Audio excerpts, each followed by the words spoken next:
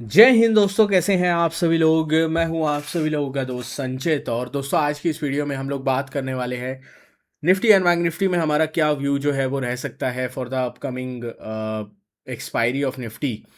किस हिसाब से डेटा पॉइंटर्स बन रहे हैं, क्या हमें पूरी सिचुएशन जो है वो यूज़ करनी चाहिए, किस तरीके से हम जो है चीज़ों को प्ले आउट कर सकते हैं, सब चीज़ें हम लोग समझने की इस वीडियो के अंदर कोशिश करने वाले हैं।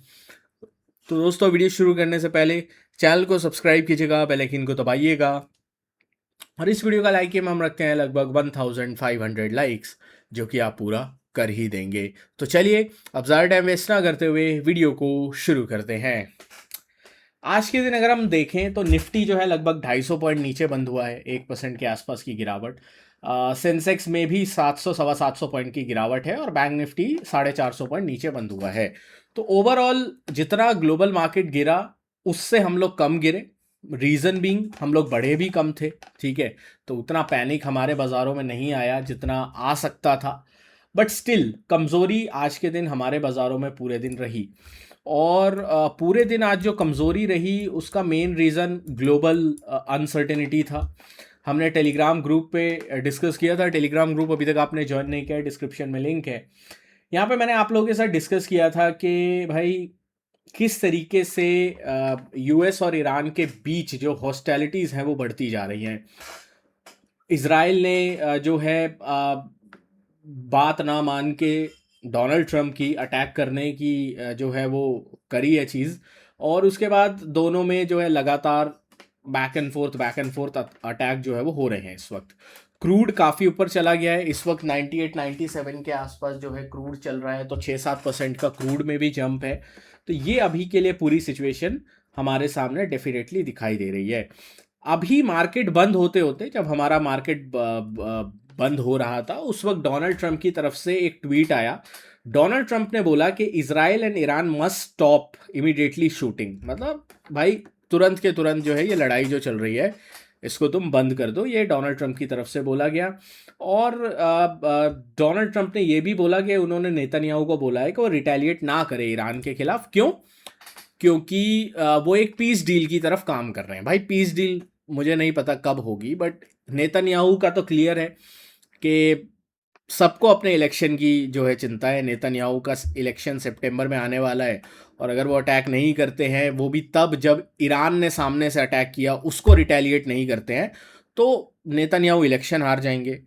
डोनाल्ड ट्रंप को अपने इलेक्शन की चिंता है कि डोनाल्ड ट्रंप जो है अगर युद्ध को नहीं रुकवा पाते हैं, एनर्जी प्राइसेस को कम नहीं कर पाते हैं, जो एनर्जी क्राइसिस हो चुका है उसको नहीं रोक पाते हैं, तो डोनाल्ड ट्रंप को उस चीज़ की चिंता है। तो ये अभी के लिए भाई पूरा सिनेरियो बना हुआ है।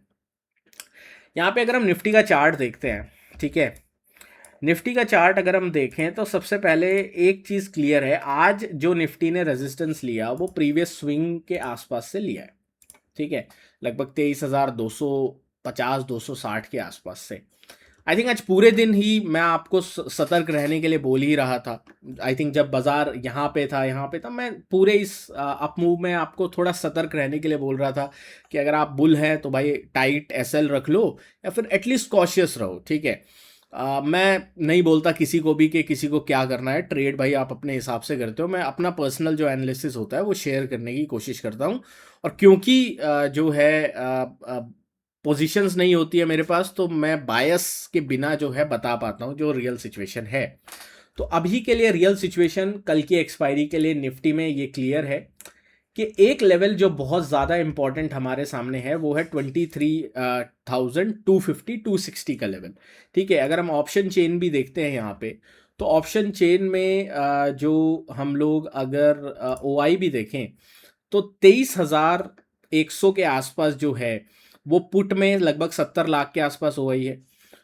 कॉल्स में जो ओआई है वो लगभग अगर हम देखें तो 45 लाख के आसपास है। तो 23,100 पे तो पुट राइटर्स ज़्यादा है, बट वही है 23,300 से लेकर 23,200 मैसिव कॉल राइटिंग है। 1 करोड़ कॉल राइटर आपको 23,300 पे मिलेंगे, 60-70 लाख 23,250 पे मिलेंगे, लगभग 90 लाख के आसपास 23,200 पे मिलेंगे। तो ये कॉल राइटर्स को निकालना थोड़ा मुश्किल होगा। नीचे की साइड आपके पास थोड़ा कम सपोर्ट मिलेगा, क्योंकि अगर 23,000 पे 1 करोड़ कॉल राइटर्स हम छोड़ देते हैं तो उसके बाद 23,050 पे कुछ ढंग ढंग का सपोर्ट नहीं है कंपेयर टू ये तीन, मतलब 23,300, 250 और 200 पे जितने एग्रेसिव कॉल राइटिंग है, उतनी एग्रेसिव कॉल राइटिंग 23,000 के आसपास नहीं है। पुट राइटिंग 23,000 के आसपास नहीं है, जो कि ऑब्वियस सी बात है भाई, ग्लोबल इतनी टेंशन होगी तो पुट वाले भी थोड़ा घबराएंगे। ठीक है, तो ये अभी के लिए पूरा सिनेरियो है।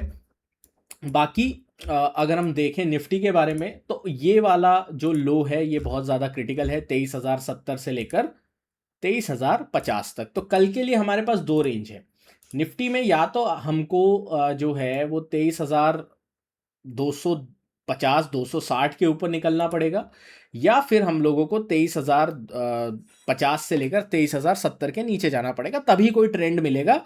अदरवाइज जो है ऑप्शन राइटर्स जिस हिसाब से उन्होंने राइट किया है, इस रेंज में जो है बाजार को रखने की कोशिश करेंगे, तो इस चीज़ का थोड़ा ध्यान रखिएगा। ठीक है, ये रेंज बहुत क्रिटिकल है। बात कर लेते हैं बैंक निफ्टी की। ठीक है, बैंक निफ्टी की एक्सपायरी नहीं है, बट स्टिल बैंक निफ्टी का डेटा अगर हम देखें तो अब आजकल बहुत कम डेटा बैंक निफ्टी में बनता है, क्योंकि एक तो ऑप्शन प्रीमियम्स बहुत महंगे होते हैं यहाँ पे भी अगर आप देखो, और वॉल्यूम थोड़ा कम रहता है। तो बैंक निफ्टी की अगर बात करें, बैंक निफ्टी आज थोड़ा ज़्यादा स्ट्रेंथ में था कंपेयर टू निफ्टी। स्टिल कमजोरी बैंक निफ्टी में रह सकती है अगर बैंक निफ्टी 53,800 900 के नीचे ट्रेड करना स्टार्ट करता है तो। ठीक है, 53,800 900 के नीचे बैंक निफ्टी अगर ट्रेड करना स्टार्ट करता है, that is going to be the first sign of the weakness, जिसके ऊपर हमें नज़र रख के चलनी है। अगर 58,800 900 के नीचे बैंक निफ्टी ट्रेड करना स्टार्ट करे, तो ये कमज़ोरी हमें एटलीस्ट यहाँ तक लेके आएगी। हो सकता है मिड पॉइंट में आपको ये वाले लेवल पे बैंक निफ्टी रुकता हुआ दिखाई दे, 53,500 550 के आसपास, बट मेरे को नहीं लगता पोजिशनली 53,000 52,800 से पहले बैंक निफ्टी रुकना चाहिए। ठीक है, सेंसेक्स की बात कर लेते हैं। अगेन सेंसेक्स में आपको सिमिलर स्ट्रक्चर दिखेगा। ये जो 4 जून और 5 जून मतलब थर्सडे और फ्राइडे का जो लो थे, उसको जो है आज के हाई ने रिजेक्ट किया है। सिमिलर स्ट्रक्चर आपको निफ्टी में दिख रहा होगा, निफ्टी ने भी यही किया, इस एरिया पे रिजेक्ट किया। ठीक है, और सेंसेक्स में भी सिमिलर स्ट्रक्चर आपको दिखेगा। प्लस उसी एरिया में कॉल राइटिंग भी अच्छी खासी है। सेंसेक्स में अगर हम देखें तो 74,000 के आसपास 6 लाख का ओआई है। ठीक है, सेंसेक्स में भी ओआई थोड़ा कम रहता है, बिकॉज मेनली जो राइटिंग होती है वो निफ्टी में ही बेसिकली होती है। तो 6 लाख का ओआई सेंसेक्स में रहेगा। एंड वहीं अगर हम 6 लाख का ओआई पुट में ढूंढने जाएं तो वो 73,000 पे आसपास रहता है। ठीक है, तो दो बड़ी रेंज है, एक तो 74,000 बड़ा रेजिस्टेंस एक्ट करना चाहिए कल के लिए।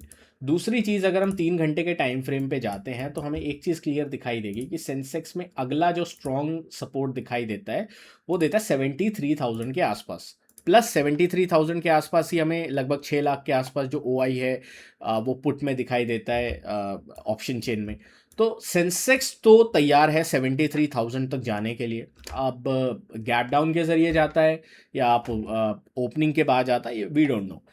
ठीक है, तो अभी के लिए व्यू सिंपल ही रहेगा, ट्रेंड के साथ ही रहेंगे हम लोग। न्यूज़ फ्लो ख़राब है, ट्रेंड ख़राब है, तो उसी तरीके से प्राइस एक्शन भी फॉलो कर रहा है।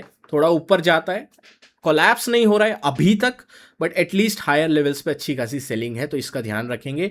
बाकी अगर आपको कोई भी लेटेस्ट अपडेट न्यूज़ वगैरह चाहिए तो आप हमारा टेलीग्राम ग्रुप ज्वाइन कर सकते हैं और सारी चीज़ें देख सकते हैं। मिलता हूँ आपसे नेक्स्ट वीडियो में। Thank you so much for watching guys. जय हिंद, वंदे मातरम।